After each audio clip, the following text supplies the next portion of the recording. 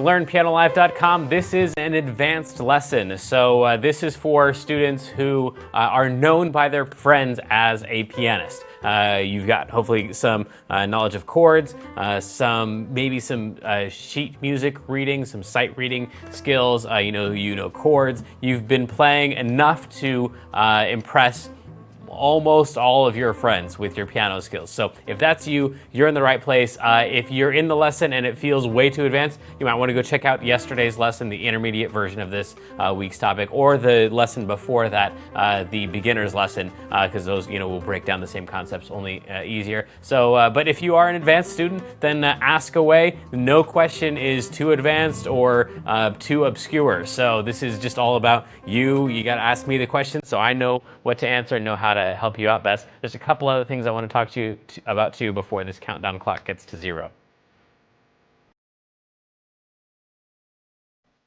All right, first and most important, ask a lot of questions. The way that you're going to do that is there's a couple different ways. You can jump in the chat room and talk with the other students who are logged in at the same time. I'll be watching the chat room too. You ask your questions there, or if it's a question that's just for me, a question about the lesson, especially if you know it's one that's going to fit best at the question and answer time at the end, then you can just put your name and your question in the box below this video, click submit, and then I will get that. Now, if you're already in the archives, if you're watching this not live, but you're watching this in the archives, then make sure at the end of the lesson you click on the survey button. You don't have to fill out the entire survey. If you want to, I'd love your feedback, but really the best part of that is that you can put your question in there, and then when you click submit, then I will get all of your questions. I'll make sure that you get them answered, whether you're in the archives or you're live.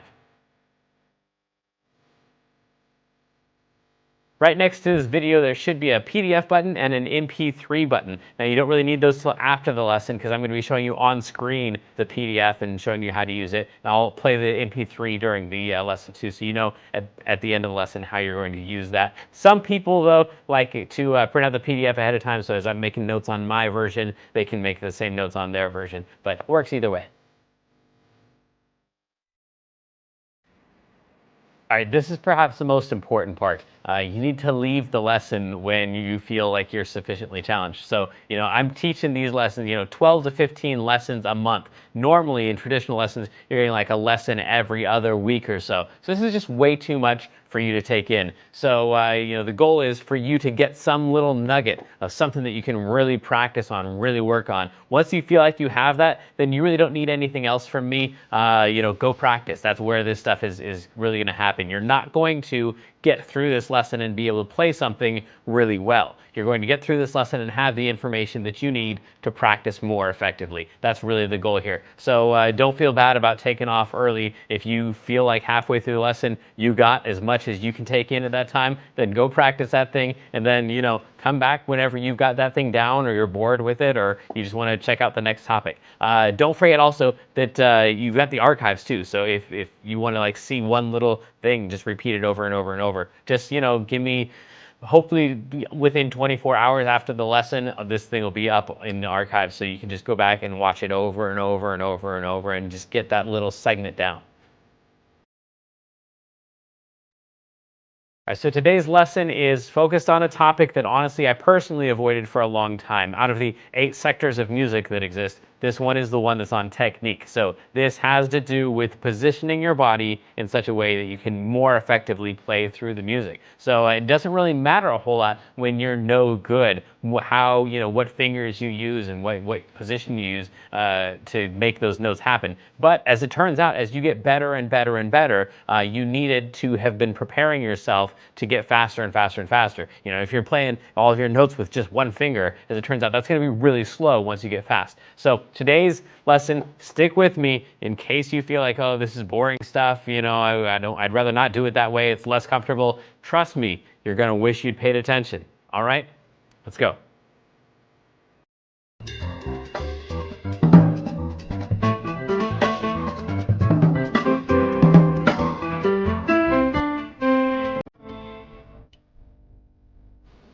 All right, welcome back, everybody.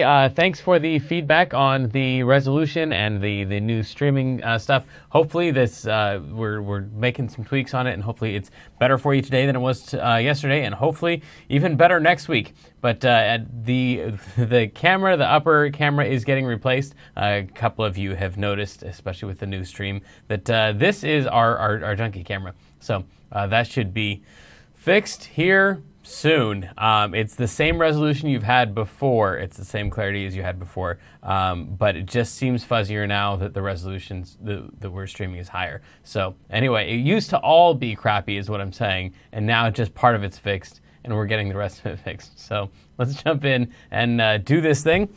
Today we're talking about modulation, and I've given you some advanced technique books down here. If you don't own these 3 books, you should go out and buy them if you're serious about working on technique. The first one, of course, is Hannon, and then Czerny, and then some Schmidt. Now this one is going to be the easiest out of all of them. It says preparatory exercises on it, but if you have not been working on this stuff all along, then you might want to start out there, and then maybe some Hannon after that.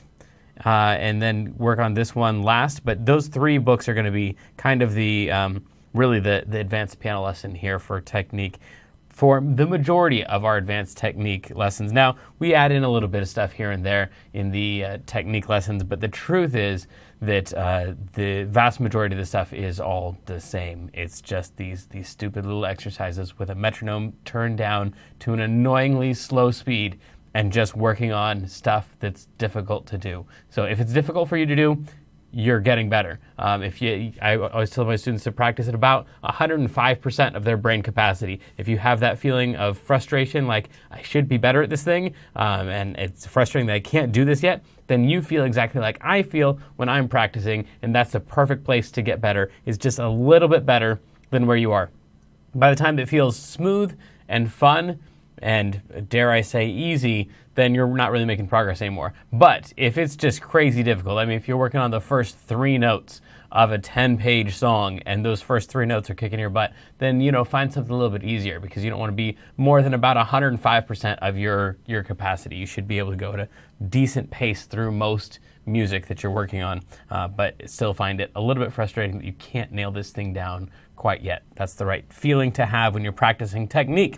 So then, modulation exercises, all we've talked about so far in the beginner and the intermediate lessons is stuff basically in the key of C. A lot of Hannon is going to be exclusively in the key of C. And then the other things we've practiced are these scales. Key of D and then key of E, and practicing, when you're going through D, I'm not zoomed out, here we go, going through multiple octaves.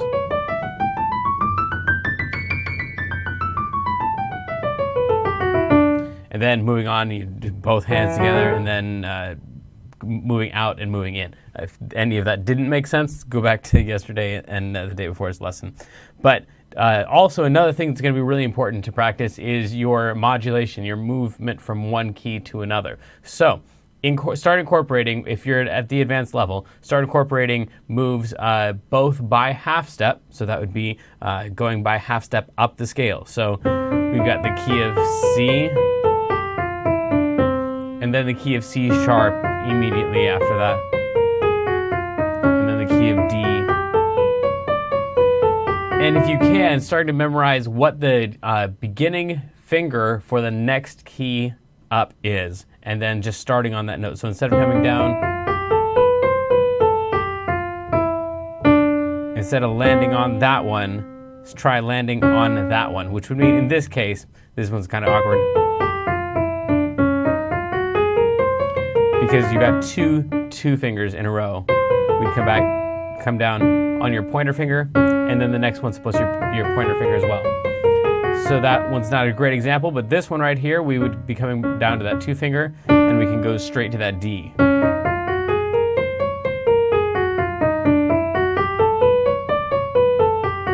And then we've got the 3 finger for the key of E flat. And then right here, this would be another thumb, so it's kind of a double in a row. So practicing moving from one scale to another, or just by jumping, you're still going to run into this problem a little bit, but not as much, mostly from E to F think that, and B to C would be the two big problems on this next one, where you just play straight through and land on the last note of whatever key you're in. So this is the key of C. I come all the way down, play that last note, and then move to the next key immediately instead of taking a break. All right, key of D. All right, key of E flat. But just as soon as you come down, that was a terrible example. That one right there, that's that E to that F, and you're gonna have the same thing when you go from the key of B, going from that B to that C to move on up to the next one. But anyway, that type of modulation will be important, as well as moving down in the other direction. So coming down off of C, and then going into B, and then going to B flat, and then going into A, and then going to A flat, etc., etc. But then the circle of fifths is also going to be important, and I know, or a lot of you feel like this is totally a jazz thing, but it's not really. It's a modulation thing. So the most common key to go to after the key of C would either be C sharp, or D, or F. So the first two are just moving, either moving by half step, like we just talked about, going from a C to a C sharp, or moving up within the scale, C to a D, that's the next note in the scale, or by moving by cycle move. So a C to an F would be a really natural move. So then practicing all these things, this especially applies to when you're practicing your arpeggios and stuff. So if you're practicing a C, then going to an F, and then a B flat, and then to an E flat, and straight through all of your circle of fifths all the way through. So those would be your modulation exercises, not just practicing all this stuff in one key, but practicing moving from one key smoothly into another would be your next step. We already talked a little bit about your technique books, the ones that you should pick up. Definitely, if none other, at least get Hannon. That's a book that you should, even if you never ever play it, just buy it and put it on your bookshelf so when other pianists come over to your house, then they'll go, oh, Hannon, yeah, okay, this guy plays piano, I guess. Or girl. And then etudes are, I didn't know this for a long time, etudes are just exercises, basically finger exercises that sound not like finger exercises. So they're great things to practice.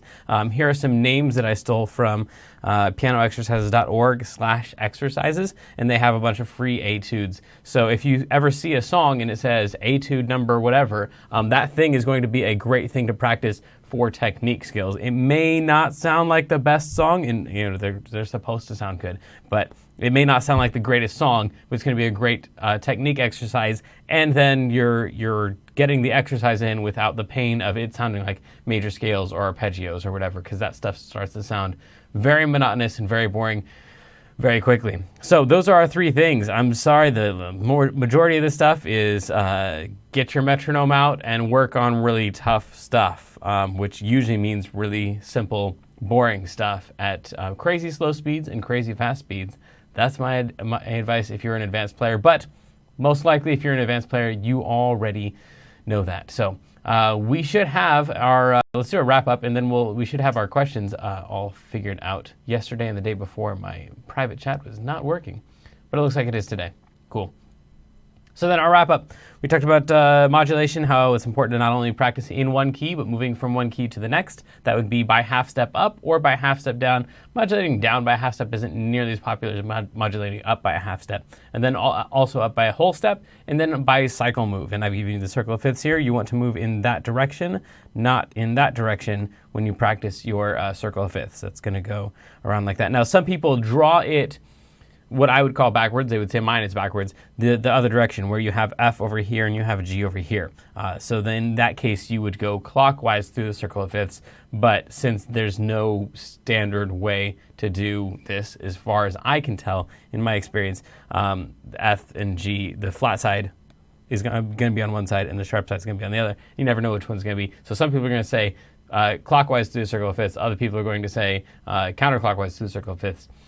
Yeah, so mine is counterclockwise, but if you find another one out there and they say clockwise, then you say, hey, Jamin lied, or you're a liar, my teacher Jamin said to go the other direction. Then just check and make sure the direction is the same. We've got F on that side.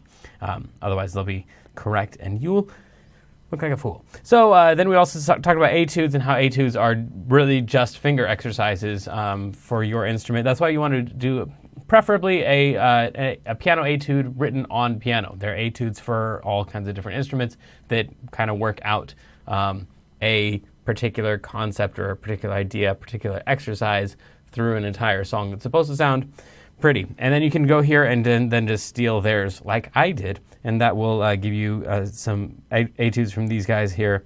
And they're not the only ones that do the etudes, but of course we have some recognizable names in there. But there you go. That is, I think, our wrap up for today. Let's get to our questions. We have... Oh, yikes. Question number 1. When is Jazz Level 3 coming out? Man, I'm going to say a date, and then, yeah, I might as well just say a date. I've been promising it now for a couple of months. Let's say by next Friday, it will be out. I've got all of the printed materials done for it, but the videos you will see are very, very new. They haven't been uploaded yet, the ones that I have, and I'm still working on recording the last couple. But then we'll have jazz in there, and the whole entire level will be reconstructed. That's Clopple Academy, for those of you who aren't familiar with that already. The level 2 people, I have been not letting them go on to level 3 like a jerk, because we're incorporating the jazz stuff, and I want them to not have to go back and make all that stuff up. So that's what we're talking about in our private conversation over here. Then the next question is, how often should I be practicing technique? I don't know. I practice technique. I'll work on an etude as part of my my regular practice routine each night. So, I'll spend anywhere from 10 minutes to an hour on it, depending on how fun it was, honestly, or how frustrating it was. If I have that feeling, if I'm practicing it like 102%, then I've got that feeling like, man, I should be able to conquer this. I'm not going to give up now. Let me just attack just one more time through, and then an hour later, I finally nail it down, or quit. Anyway, yeah, so I don't know. I'm supposed to say practice technique every single day, but that's ridiculous. You're not even practicing piano every single day. There are some entire weeks where you're not going to practice piano. So more than you want to is the answer for me. More than you want to. But as long as you're putting in some time, I think you'll start to see the progress, especially if you're using a metronome. You'll be able to see your metronome speed either slow down if you're trying to go for a slower speed, or speed up if you're trying to go for a faster speed, and you'll see yourself make progress. And that's always the best way to get inspired to keep on moving, is to just get that little taste of success in there. So I hope you're tasting some success, and if not, then let me know, and hopefully we'll be able to get you on a path where you are finding some, and all along the way, you gotta have fun. So good luck.